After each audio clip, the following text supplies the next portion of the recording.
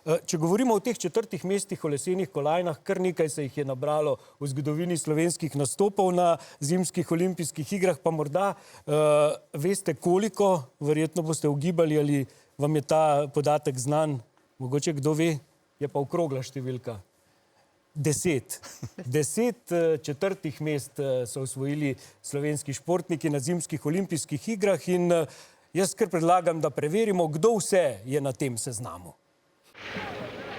Sekunde gre. Ali se bo Bojan Križaj uspel na 3. mesto? En je njegova priložnost. Bojan je obljubil boj na vse ali nič in sedaj je v cilju.